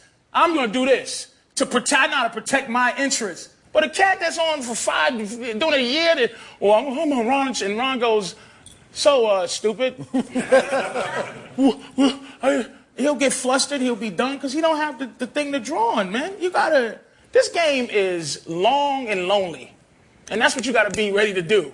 A long and lonely road, dude. And you gone at it from a lot of different ways now. You did the radio show, you're doing podcasts, you're doing the stage. What happening with the podcast? What exactly? You know what? That shit that is the most fun I've ever had, because it really is. If it falls flat, it's my fault. All the stuff I talk about show business, I run that show, and if that does nothing for you at all, you go ugh. Then that good. Now I take the responsibility. I don't have to go, what does a dumb old broad from Bravo know about funny anyway? Now it's me. That's what I love about that. It's a step down in terms of profile. But man, if it works out, dude, it would be that, like you said, that reparation, that 20 mil. Mm-hmm. Even if it was figuratively 20 mil. That helped my career to get where I want, and now this is like, hey, everybody, this is the drug I'm selling. So people come to me, they know exactly. They're not going to come ask me for marijuana. They're going to come ask me for heroin, because they know that's what I'm selling. Instead of a heroin deal, and they go, hi, you are great. We love the way you sell heroin. Can you sell marijuana for us? Do you see what I'm selling? So that podcast is selling what I'm selling. You know, that's what that is to me. I really hope you do these drug references with everyone and not just me. Nah. I know you was... That wasn't planned. No gayness and no drug stuff. It just kind of... Yeah, right. I don't know whether you're speaking down to me. Yeah, no. Condescending, Mr. Drug Addict. I'm going to throw innuendo your way. All right, here we go. What do we got? Hey, Patrice, what's your #1 piece of advice for young men out there coming up in the world, trying to fight the good fight? Also, how much did that watch cost? Let's be honest.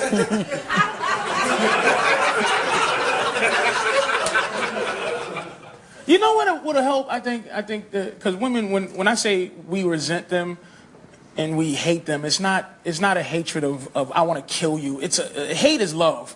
You can't hate something you don't really love. We just don't like what we have to go through for that one appendage that we have to go through. So for an older dude, I'm going on 40. That's not old, but it's old. I feel old. And I think that we should stop making sex so important. Like, we should start making money, making our ability to make a woman have an orgasm important. Like, because to be quite honest, it's more important that I be good in bed than she be good in bed, because it's harder to make them feel good. So basically what I'm saying is, stop selling off all your soul for some ass. But you can do that psychologically as a young man. I do it naturally. I'm just done. My girlfriend's gorgeous, and I'm like, it's been a good run. Listen, there's nothing I could do about it. I just money and my house, and I had a flood, and calling the insurance company, and some guy coming out there saying that I'm 2 feet past the flood zone.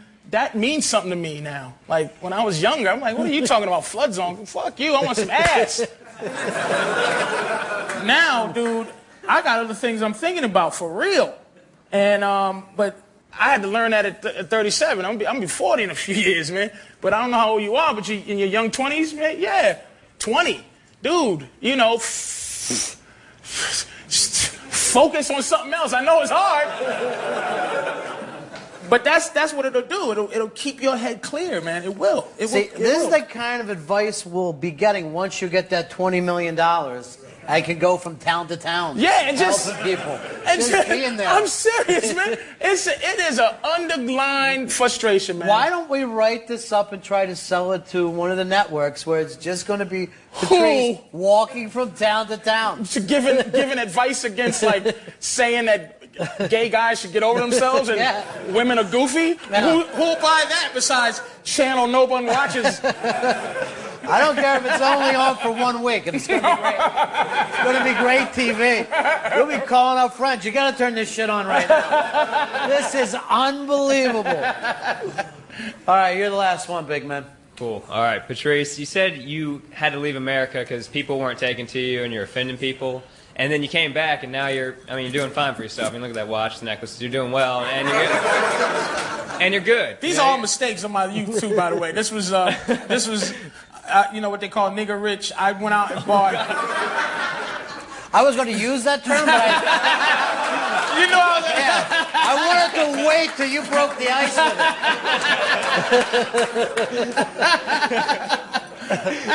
I left, dude. It wasn't the people, you know, because now I've actually created a personality niche that it's like, I've seen a commercial once when I was doing web junk. Someone would go, we want a guy to come in and do this, this, and this. We want a Patrice Oneal type. And actually it was a commercial that my dumb managers at the time sent me a breakdown for me to go read a Patrice Oneal type. And it was you. And I was like, wow. I was proud of that. Maybe that's the finish. And what it was is what's the fucking question you said again? What's that? Doesn't matter. When I came back. When I came back, it wasn't the people that I left. It was clubs. It was the business. When I came back, I had 2 or 3. Remember those middle of the bus people? 2 or 3 of them that really go, oh, like, oh man, I love this guy. Like VH1, who I still love. I love the people over there, man. Sherry and all them. Shelly Tatro. She's a nice lady. She said, because she used to see me do those, remember the, 1492 and all that. And I would go in there, and I would go, ugh, like one of those no things. Yeah. Come on in, Patrice. No! Give a shit about slinkies. And they would just come in, they keep asking me, I go, all right. So I go and do it. They would love, they go, we getting this show, man. Ask Patrice if he'll do it. Nothing's going on, da-da-da-da-da, blah, blah, blah. I go, can I do it the way I want to do it? Yeah. All right. Anything I ever got in my career, somebody said, all right, you can, I've never fought. My fight is just with myself and what I decide to do, and then someone goes, put him in there. So anything that I got put in there, and once you get put in there, whatever you are, if you're like some smarmy little dude, and people go, I hate him, when you get famous, they'll be like, we're looking for smarmy little dude. So we're looking for loudmouth, opinionated, big black guy. I've made that little niche, this big. You know what I'm saying? Before it didn't exist. So I went to England where they respect anything artistic. You know what I'm saying? You come back here, and it was like, well, all right, then we'll try him in that. So then I just developed whatever. So I'm still whatever. Even when I saw you on Letterman, this was the guy. You didn't go on Letterman and dress different or try to talk different. You went on like you knew Dave for a long time, and I did. It seemed to work. And again, going back to being ready. Yeah.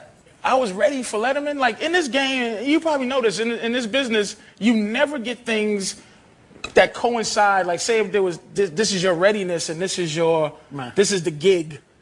You never get them at the same time. You're either over ready for something you should have did 5 years ago, or you're under ready for something you're not good enough to have, but they're giving it to you.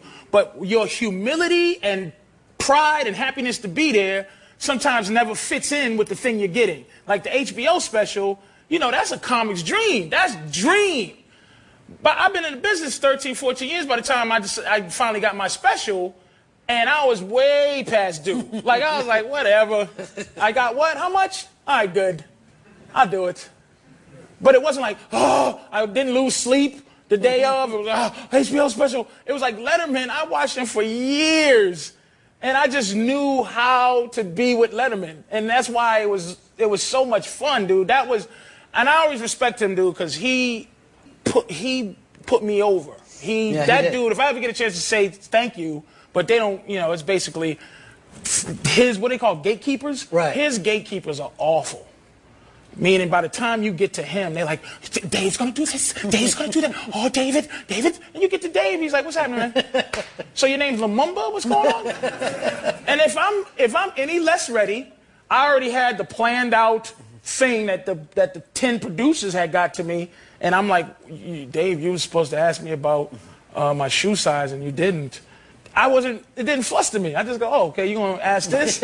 But that dude, if I ever could get to meet him, I'd be like, thanks, man, because he said, he put me over. He went, I like this dude, and you know it. Yeah. When somebody puts you over, and like, what y'all do with Big A? Right. You put him over. Big A, I'm gonna tell you something. The way he is with O and A and the way he is with, I'm telling you, Big A be like this now. Hey, Patrice, how are you? He don't even be like, woo, woo. He be like, good to see you, buddy. When y'all go, a Big A. He's like, that's right, a Big A. And you put him over. Right.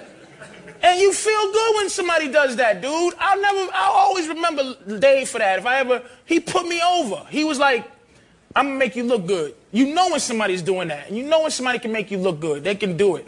They have power, man. Opie and Anthony, they can make you look good, or they can make you look really bad if they want. And he made me look good, dude. I loved him for that. I loved him for doing that for me. Patrice Oneal, let me hear it, folks. Hysterical. All right, buddy.